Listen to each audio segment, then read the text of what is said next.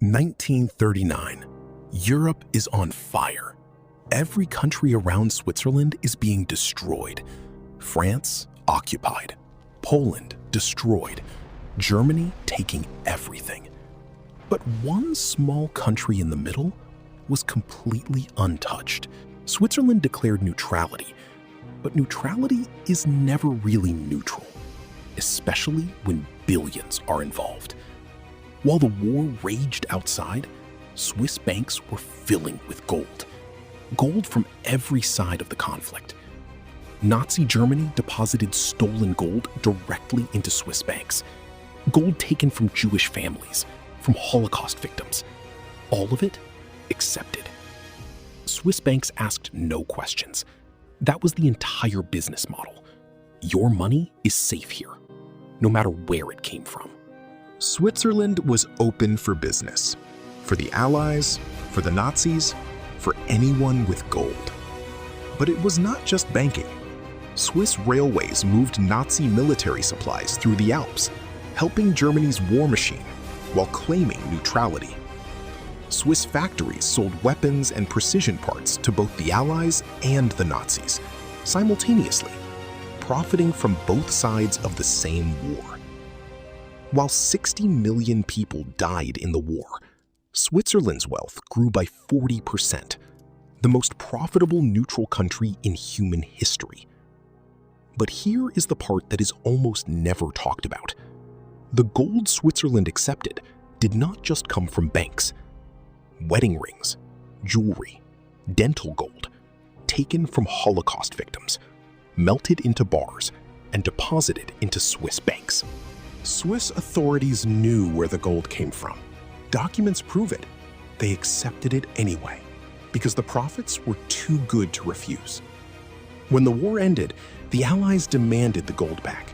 Switzerland negotiated, paid a fraction, kept the rest. The Allies demanded $1 billion in stolen gold. Switzerland offered $58 million. Negotiations lasted 2 years. Then the world moved on. Switzerland kept the gold.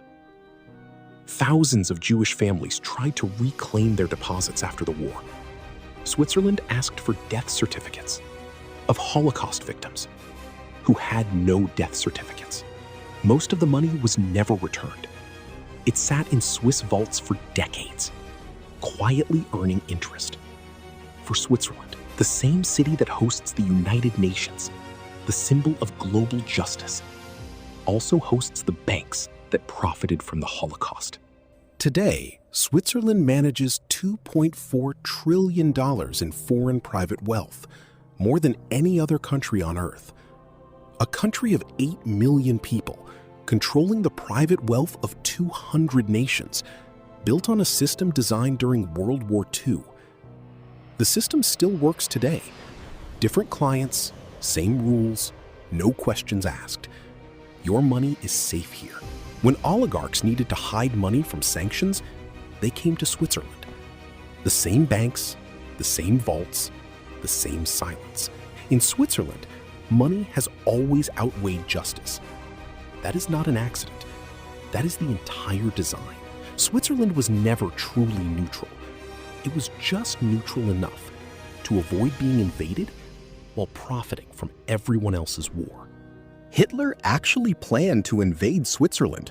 Operation Tannenbaum, it was called. He stopped.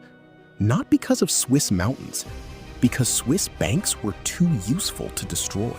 Switzerland laundered Nazi money, kept Nazi gold, moved Nazi supplies, and in return, Germany left it alone. That was the real deal.